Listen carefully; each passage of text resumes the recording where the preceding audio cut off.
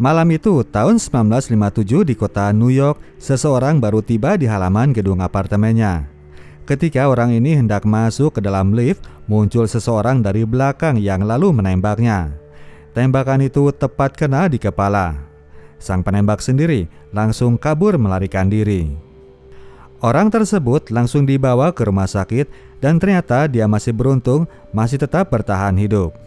Peluru yang mengenai kepalanya tadi ternyata tidak menembus ke tengkorak, namun cuma nge-sliding area kepalanya saja sampai ke area telinga. Polisi lalu datang untuk mencari keterangan tentang pelaku penembakan, namun orang ini yang tadi jelas-jelas sempat melihat tampang pelaku ternyata tidak mau mengakuinya. Didesak dengan cara apapun, orang ini tetap belaga pilon. Pihak kepolisian sendiri, begitu juga dengan publik kota New York, sangat perhatian terhadap kasus ini. Kasus penembakan secara barbar di muka umum terakhir kejadian di masa sebelum perang. Kini mereka khawatir bahwa bentrokan geng mafia akan kembali menghantui kota mereka. Let me tell you something, boys and girls. I'm here at Lindy's, and this isn't something that you can just brush off with cheesecake. Jadi, bro dan sis, guys, orang yang baru kena tembak tadi adalah Mr. Frank Costello, yang mana saat itu adalah bos tertinggi mafia Italia seantero Amerika. Penampilannya yang selalu low profile, gak pernah dikawal, dan selalu naik ojol kemana-mana, membuatnya selalu dikira cuman mania judi saja. Orang yang kasih perintah untuk melakukan penembakan tadi ternyata malah teman akrabnya sendiri. Begitu sang penembak datang, Mr. Vito Genovese, sang teman masa kecil ini yang juga sama-sama diperankan oleh Papa De Niro, sudah menerima kabar bahwa Frank belum is dead. Sang penembak suruhannya, yang mana adalah seorang petinju yang bernama Vincent Gigante, terang saja jadi bahan omelan Mr. Genovese. Vito mengecam kecerobohannya karena tidak periksa-periksa lagi sebelum ia cabut dari TKP. Habis sudah si petinju gempal ini digoblok-goblokin oleh kakek-kakek itu. Adapun Frank sendiri begitu keluar dari rumah sakit, ia pun langsung diburu puluhan awak media. Kasus penembakan kemarin sudah sedemikian viral tidak hanya di seputaran New York namun ke seantero Amerika. Tidak hanya di rumah sakit, Frank pun sudah ditunggu di halaman apartemen. Namun sampai saat itu, ia masih belum mau kasih keterangan. Masuk ke dalam apartemen, sang istri ternyata sudah gercep membeli tiket menuju Roma, mengajak Frank untuk kabur meninggalkan semuanya. Frank memang sebelumnya sempat berjanji akan segera pensiun, namun bagi dirinya kondisi saat itu tidak memungkinkan. Frank memilih untuk tetap stay, ia terlebih dahulu ingin mengurus masalah ini. Cara yang akan ia lakukan tentunya dengan jalan mafia tanpa melibatkan pihak polisi.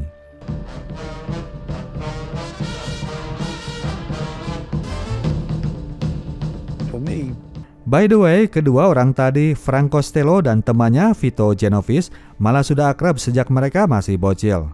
Sebagai sesama anak imigran Italia yang mendambakan hidup yang lepas dari kemiskinan, keduanya memutuskan skip dari sekolah dan lebih memilih untuk hangout di klub Alton Nights, tempat para gangster biasa hangout. Perjalanan menunjukkan bahwa geng yang mana itu termasuk Lucky Luciano, Meyer Lansky, dan Bugsy Siegel itu kemudian menjadi penguasa mafia Amerika. Ketika Lucky Luciano masuk ke dunia politik, dia pun menyerahkan tampuk kekuasaan bisnis mafia kepada Frank. Sang deputi menjalankan mandatnya dengan mulus. Frank bisa luwes gaul dengan para politisi dan aparat, sementara Vito yang kadung berjiwa preman tetap bersikap preman. Adapun bisnis utama dari Frank ini adalah sebagai pengedar miras ilegal dan lokasi judi, bisnis yang sudah dirintis sejak tahun 1919. Vito sebetulnya pernah menjabat sebagai bos besar ketika Lucky dipenjara pada tahun 1937.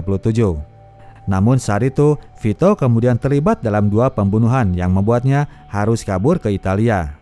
Sejak itulah, Frank konsisten menjadi bos dan berlangsung hingga ke tahun itu 20 tahun kemudian. Perang Dunia Kedua membuat Vito harus tetap stay di Italia, dan ketika ia balik ke Amerika di tahun 45, dunia yang ia kenal sudah tidak seperti dulu lagi. Ketika ia kembali di New York pada tahun 45 itu, Vito langsung dimajukan ke pengadilan atas kasus pembunuhan di tahun 30-an lalu. Dengan membunuh semua saksi kunci, ia pun berhasil lolos dari 2 perkara berat tersebut. Vito merasa bahwa itu waktunya bagi dia untuk balik ke rumahnya bersama para mafia Italia. Pesta sambutan pun dilakukan di klub Alto Nights yang mana dihadiri oleh para bos mafia wilayah seantero New York dan New Jersey. Semuanya yang sudah hidup tentram selama hilangnya Vito berkesan kasih sambutan hangat.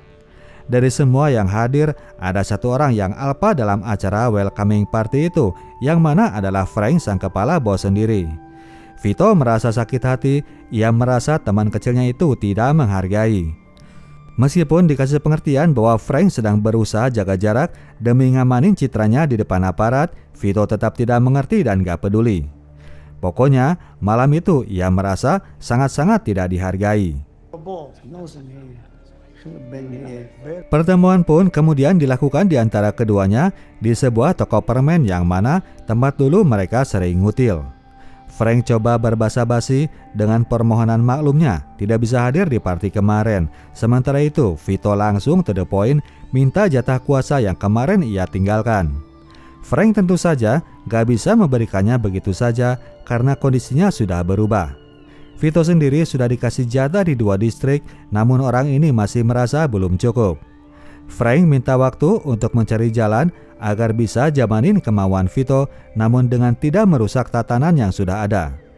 Meskipun rada sedikit kecewa, Vito saat itu mau terima dan mau ngerem diri. Suatu hari ketika kakek Vito ini lagi hangout, ia melihat seorang tante bohai di toko seberang. Si tante itu adalah Anna Vigio, seorang janda, pemilik sebuah klub di sudut jalan area Queens yang mana ia curi dari mantan suami saat mereka proses cerai. Tanpa banyak pikir, kakek Vito datang menghampiri untuk mengajak berkenalan. My name is Vito. I know exactly. Soft is not good. Sejak saat itu ia pun menjadi pengunjung tetap The Zebra Club, lokasi paling bebas dan ugal-ugalan di sekitar area. Makin lama, makin santerlah kemudian kabar dan sampai ke telinga Frank bahwa Vito sudah menjadi bandar hero dan Zebra Club menjadi pusat peredarannya. Peredarannya makin hari makin kencang justru di saat pihak aparat telah memberi label sebagai musuh warga nomor 1. Area Harlem sampai Wall Street yang tadinya tenang kini mulai gaduh sejak kedatangan Vito. Perang geng mulai sering terjadi. Frank pun berusaha untuk ambil jarak. Selama itu ia selalu tinggal di rumah pinggiran kota. Seringkali ia melepeh permintaan Vito yang selalu mengajaknya hangout, kecuali ketika akhirnya pasangan Vito dan Anna melakukan pernikahan. Meskipun demikian, mereka tetap jaga jarak agar tidak terlihat berkesan dekat. Perkembangan selanjutnya terjadilah apa yang selama itu ditakutkan oleh Frank. Para dealer narkoba ini satu persatu dibidik lalu kena ciduk aparat. Perang dikumandangkan oleh Komisioner Henry Eslinger. Efeknya terjadi serangan terhadap Victor Rizal yang memuji-muji effort Pak Henry di sebuah acara radio. Jurnalis senior itu kena sembur zat kimia yang menyebabkan dirinya harus menderita kebutaan total. Apesnya, sang pelaku sendiri kemudian malah didor oleh Vito karena dianggap berbuat gegabah. Makin genggong suasana dunia persilatan. Si kakek Vito ini memang ibaratnya lahir di kawah Gunung Merapi, kepalanya batu dan darahnya gampang mendidih hanya karena sebuah trigger yang kecil. Selama pernikahan itu, ia melihat bahwa mantan suami Anna yang masih penduduk area Queens juga selalu nampak kalau dia lagi sarapan di kedai langganan mereka. Vito yang curigaan punya pikiran bahwa orang ini sudah disusupi oleh FBI sengaja untuk menguntitnya. Selain curiga, ia juga cemburu karena Anna masih terlihat hei-heian dengan mantan suami.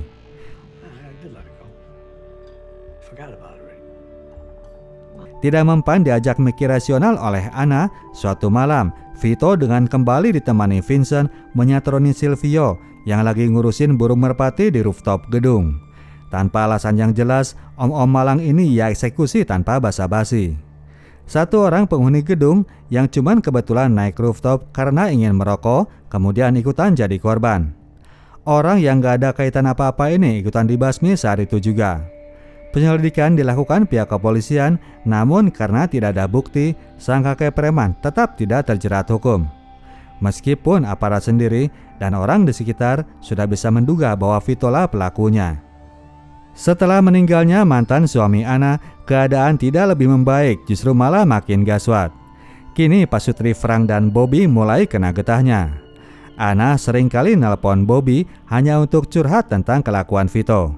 Saat itu Vito mulai sering ambil uang dari kas kafenya Tante Anna tanpa permisi-permisi. Karena keseringan dan jumlahnya terlalu banyak, Anna pun mulai meradang dan malam itu pertengkaran mereka sampai pada puncak. Anna meledak sampai harus ditenangkan oleh bodyguardnya yang sama-sama bernama Frankie. Melihat istrinya didekap oleh Frankie, lagi-lagi Vito merasa cemburu. The guy is just trying to help us out, that's all. I need the way you come. Makin rumit urusan, Anna pun jadi makin kerap nelponin Bobby hingga sehari bisa 10 kali. Oleh karena itu, Bobby pun jadi ikutan mumet. Kini ia mulai mendesak Frank agar bicara kepada Vito. Frank yang tadinya nggak mau ikut campur dalam urusan pribadi, akhirnya ngikutin perintah istri. Di telepon, Frank meminta Vito agar memperlakukan Anna lebih baik, namun pastinya hal itu percuma saja ia lakukan terhadap sebuah batu bongkahan. Majulah kemudian Anna dan Vito ke pengadilan. Anna menuntut perceraian sekalian agar semua aset properti miliknya bisa tetap ia amankan. Vito pastinya berdalih bahwa semua itu hasil usaha bersama, dan soal kenapa ia suka ngambil uang karena ia dapat tugas ngurus rumah sehingga tidak bisa berpenghasilan. Your wife testified that you were head of the... Adu argumen kemudian terjadi dan tiba pada saat ketika Anna nge-spill semua bisnis yang dilakukan oleh Vito, termasuk arena judi balapan anjing di Florida. Tidak hanya sampai di situ, Anna yang ocehannya sudah nggak bisa di stop ini mulai nyebut-nyebut nama Frank sebagai teman dekat Vito yang mana sudah mencoba membujuk suaminya untuk berubah namun gagal total. Dalam persidangan yang diliput oleh awak media itu, nama Frank mulai naik ke permukaan. Pada akhirnya pihak juri memang mengabulkan semua tuntutan Anna. Zebra Club masih berhasil dipertahankan. Vito pun jadinya ngadat. Malamnya setelah putusan pengadilan itu dikeluarkan, ia mengirim algojonya ke Zebra Club. Frankie Boy yang kebetulan sedang berada di dalam bar habis kena eksekusi di tempat. Efek apes dari pernyataan Anna itu baru kena kepada Frank beberapa bulan kemudian. Estes Kefauver, seorang senator baru yang ambisius, membuat pernyataan kepada majalah Times bahwa Frank ini seorang sosok yang patut dicurigai sebagai seorang gegeduk mafia. Orang ini bisa dekat dengan para politisi dan aparat, namun ternyata terkait dengan Vito Genovese, gangster yang saat itu sedang jadi bahan perhatian. Frank gak terima melihat fakta itu. Susah-susah ia mencitrakan diri sebagai warga biasa, kini namanya terancam diincar oleh senator yang juga lagi pencitraan. Frank ingin maju secara sukarela untuk memberikan kesaksian, meskipun pengacaranya memberikan saran agar dia tetap tidak bicara. Hal itulah yang kemudian dilakukan oleh semua bos lain ketika akhirnya mereka semua dipanggil untuk memberikan kesaksian. Kefauver ternyata nggak main-main dengan pernyataannya di depan media. Semua yang terkait dipanggil ke depan pengadilan untuk dimintai keterangan. Namun semua bos ini punya andalan amandemen kelima Amerika. Semuanya menolak menjawab pertanyaan. Ditanya tinggi badan pun konsisten mereka jawab no comment. Frank menyaksikannya, ia pun berpendirian jika dirinya sama-sama no comment, otomatis ia akan dianggap sebagai golongan serupa. Untuk itu ia pun berencana untuk bicara saja, tidak peduli bahwa sang pengacara sudah memberikan reaksi keras. Frank pun akhirnya maju ke depan majelis pengadilan yang mana disaksikan pula oleh sejawat bos mafia yang melakukan nobar di bar Alton Nights. Melihat Frank menjawab pertanyaan demi pertanyaan membuat Vito makin gedek terhadap teman lamanya itu. Dia yakin bahwa pada suatu titik Frank tetap akan kena batunya. Frank tetap pede menikmati alur pertanyaan para penanya sampai akhirnya bahasan tiba pada sebuah foto. Terlihat pada foto itu Frank satu frame dengan William O'Dwyer yang diambil di masa sebelum perang. Dulu Pak William ini masih menjabat sebagai jaksa dan sekarang sudah jadi wali kota. Majelis mempertanyakan ngapain seorang jaksa yang mantan polisi ini main-main ke rumah Frank yang dikenal sebagai tukang judi. Frank gak bisa menjawab, ia pura-pura keset tenggorokan lalu melakukan walkout dari acara hearing. Dari cerita para bos terungkap kemudian bahwa dulu ada sohib Frank yang terancam kena hukuman mati. Ketika waktunya tiba, Pak Jaksa William ini tiba-tiba mengundurkan diri dan maju jadi calon wali kota. Setelah itu, kasus yang menimpa Albert Anastasia itu pun jadi mendem, sohibnya Frank ini auto lolos dari dakwaan. Diduga bahwa dulu itu Frank mengajukan diri menjadi pemodal bagi pejabat Pak Wali saat ini dengan imbalan dikuburnya kasus Anastasia. Satu poin yang baru disadari oleh Vito bahwa Frank ini punya kedekatan dengan pihak politisi dan juga aparat. Majulah kita ke tahun 1957 itu, momen sebelum terjadinya penembakan terhadap Frank. Pertemuan pribadi dilakukan antara kedua sobat lama. Frank yang sebelumnya mencoba menjaga jarak, kali ini ngajak ketemuan untuk memberikan peringatan. Manuver Vito makin hari makin gila dan Frank khawatir kelakuannya itu akan menyeret semuanya masuk ke dalam lubang. Frank mengajak Vito untuk sedikit main cantik, namun bagi temannya ini tidak ada istilah main cantik. Bagi dirinya, semua serba hitam putih, gak ada setengah-setengah. Kalau mau jadi gangster, bertindaklah sekalian layaknya gangster. Kakek Vito ini memang benci pula dengan para politisi senat yang ia anggap maling yang lebih barbar ketimbang golongan mereka. Ia merasa bahwa dirinya tidak mungkin manut-manut soal berteman dengan golongan kerah putih. Perbedaan di antara keduanya kini makin mengkerucut dan tidak akan pernah bisa disatukan lagi. Terjadilah kemudian penembakan yang dilakukan terhadap Frank. I take out Frank. Selepas insiden penembakan tersebut, melalui bos Richie Boyardo, Frank titip pesan untuk Vito bahwa dirinya telah memutuskan untuk lengser. Itu ia lakukan agar Vito tidak terus memburunya. Vito ternyata malah gak percaya. Frank harus betul-betul meyakinkannya sebelum kakek preman itu kembali melakukan serangan. Untuk itu, Frank pun titip pesan agar Vito menyuruh Vincent untuk menyerahkan diri. Nantinya di pengadilan, Frank yang merupakan saksi kunci akan melakukan penyangkalan. Vincent pun nantinya bisa bebas, semuanya bisa aman, Vito bisa ambil alih kekuasaan, dan Frank pun berharap bisa pensiun dengan tenang. Malam itu datanglah Albert Anastasia, salah seorang bos kota New York yang dulu pernah diselamatkan dari ancaman hukuman mati. Albert yang sangat bersimpati kepada Frank sengaja datang menjenguknya. Di sana ia menyatakan kecamannya terhadap tindakan Vito. Albert menawarkan diri untuk melakukan perhitungan atas nama Frank. Namun Frank sendiri yang sudah tidak punya motivasi hidup di dunia geng menolak terjadinya pertumpahan darah. Dia meminta agar Albert woles saja. Namun demikian, Albert tetap pada pendiriannya bahwa Vito telah melanggar kode etik di antara keluarga mafia.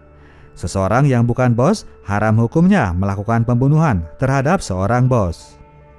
Perkembangan selanjutnya, Frank kemudian mendengar bahwa Vincent telah menyerahkan diri kepada aparat.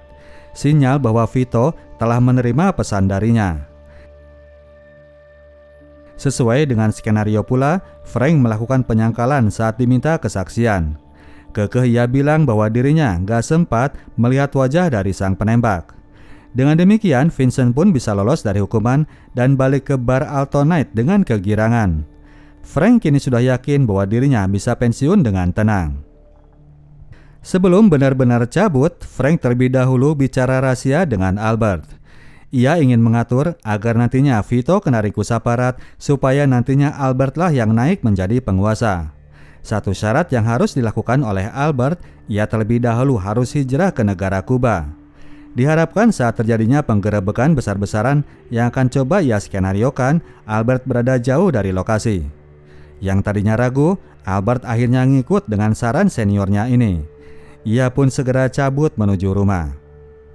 Albert yang kegirangan telah disiapkan menjadi bos besar masa depan ternyata bilang-bilang soal keberangkatannya menuju Kuba kepada Tony Provasi. Mr. Provasi bilang-bilang lagi kepada Vito yang justru jadi heran mendengarnya. Kenapa Albert ngedadak pindah menuju Kuba? Negara Fidel Castro ini adalah negara yang tidak punya perjanjian ekstradisi dengan negara Amerika. Jadi kalau nanti para bos mafia diciduk dan disidang, maka Albert sendirian yang tidak akan tersentuh dan Vito tahu banget soal itu. Pagi itu, Albert dan keluarga sudah berkemas-kemas untuk bersiap hijrah ke negeri seberang. Sebelum berangkat, terlebih dahulu Albert ini ingin cukuran bentar. Pergilah kemudian ia sendiri dengan diantar sopir pribadi. Sampai di lokasi barber, Albert minta waktu 1 jam dan sang sopir ternyata tidak menunggu. Orang ini malah langsung pergi. Di dalam ruangan barber, suasana terjadi seperti biasa. Selain dicukur, Albert pun menerima servis mani-pedi. Albert sangat menikmati sesi perawatannya. Ia tidak menyadari bahwa suatu hal sedang berlangsung. Tukang cukur itu lalu menjauh untuk membiarkan 2 algojo kiriman Vito melakukan eksekusi. Habislah nyawa Albert, dalam jarak sejengkal lagi dia menuju tangga seorang bos baru. Sopirnya tadi telah dibayar Vito untuk kasih info soal posisi Albert.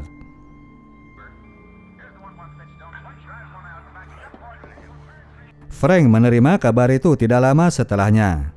Kini ia pun jadi tahu bahwa dirinya tidak akan bisa lepas begitu saja sebelum ia berhasil menyingkirkan Vito. Ia pun memikirkan rencana selanjutnya, sebuah rencana pemberangusan musuh besar namun dengan efek yang membuatnya bisa bebas dari kejaran. Di acara pemakaman Albert, Frank mengajak Richie Boyardo bicara private. Dari Richie, Frank mengetahui bahwa semua bos kini mulai takut kepada Vito. Mr. Genovese ini diprediksi akan merebut posisi bos besar tanpa ada yang berani menyanggahnya. Untuk itu, Frank pun mengajukan usul agar mereka mengadakan meeting akbar. Frank meminta Richie untuk mengundang semua bos di seluruh Amerika dan Kanada, di mana di sana mereka semua akan menobatkan Vito menjadi raja. Acara akan dilangsungkan di rumah Joe Barbera, agen miras terbesar yang berlokasi di perbatasan negara bagian New York yang mana dikelilingi oleh peternakan.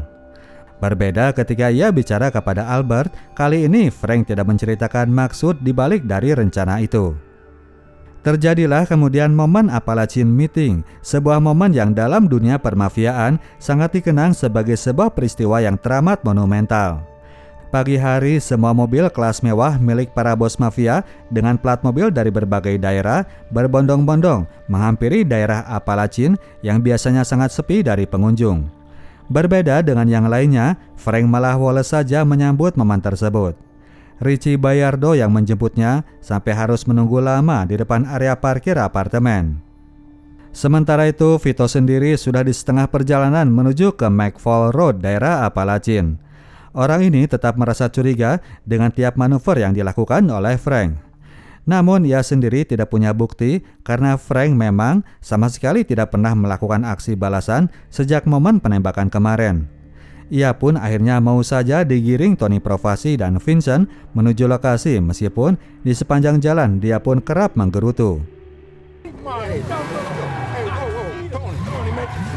Karena polisi sudah menegur Richie yang kelamaan parkir di depan gedung, barulah kemudian Frank turun dari apartemennya di lantai atas.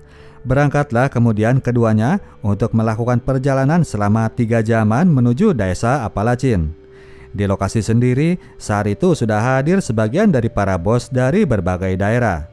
Santailah mereka menikmati hidangan-hidangan penuh gizi kolesterol ala peternakan. Joe Barbera sekeluarga berusaha menyambut hangat para tamu besarnya. Tanpa mereka sadari, di luar peternakan sudah hadir 2 mobil patroli polisi yang berusaha melakukan pengintaian. 2 polisi ini merasa curiga melihat aktivitas anak Joe Barbera sehari sebelumnya yang terlihat ngeborong bookingan kamar hotel dan daging-dagingan dalam jumlah yang begitu besar. Ditambah lagi pagi itu, mereka pun heran melihat iringan mobil yang datang dari berbagai daerah. Sebelumnya mereka pun telah menerima info dari seorang penelepon tak dikenal tentang dilakukannya meeting tersebut.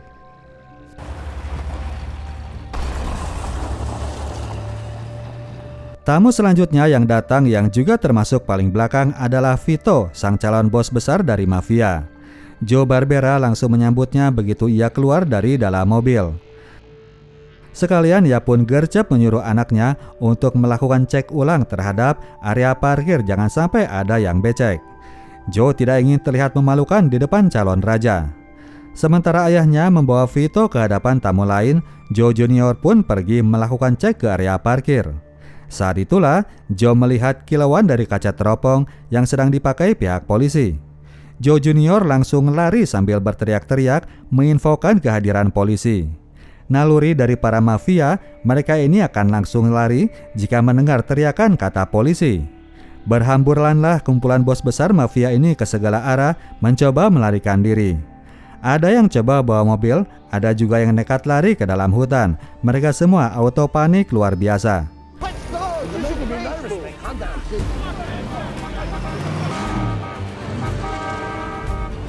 Polisnya sendiri malah heran melihat suasana ricuh dadakan itu.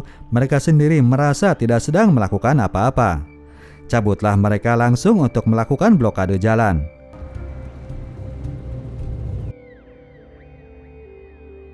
Satu persatu mobil yang coba kabur itu dicegat dan dicatat KTP serta nomor STNK mobilnya, termasuk mobilnya Vito. Frank sendiri saat itu masih coba ngulur waktu di sebuah perkebunan apel ketika ia melihat beberapa mobil patroli sedang merapat menuju lokasi. Setelah itu barulah ia mengajak Richie agar langsung menuju TKP. Sementara Richie heran melihat suasana yang sedang terjadi, Frank sendiri merasakan kelegaan tersendiri. Namun demikian, ia pun tetap mencoba bersikap bodoh di hadapan temannya ini. Richie yang sepanjang perjalanan merasa kesal karena kelaletan Frank, akhirnya merasa bersyukur bahwa mereka telat datang. Ia masih belum tahu bahwa Frank lah yang mengatur semuanya. What's going on, Frank? Something don't seem right. Adapun Mr. Ed, sang polisi lokal, langsung melaporkan temuannya itu kepada pihak NYPD.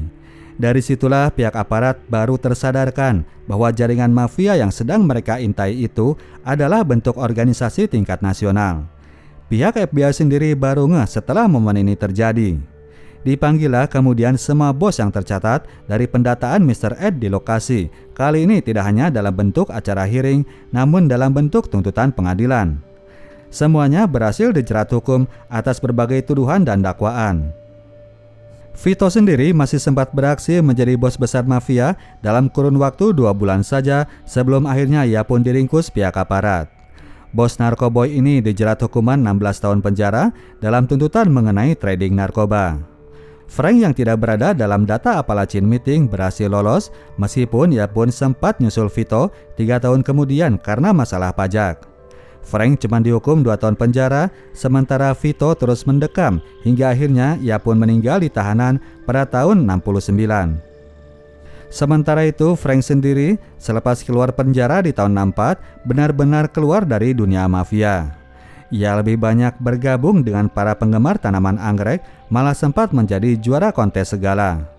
Frank benar-benar menikmati hidup di masa pensiunnya, melupakan bahwa ia pernah menjadi alumnus The Alto Knights, komunitas yang melahirkan para gangster kelas nasional. Frank Costello meninggal karena sakit jantung pada tahun 73 di umurnya yang ke-82. Oke, demikianlah ceritanya bro dan sis. Kita tim Sinotok cabut dulu. Sampai jumpa di video kita selanjutnya. Ciao.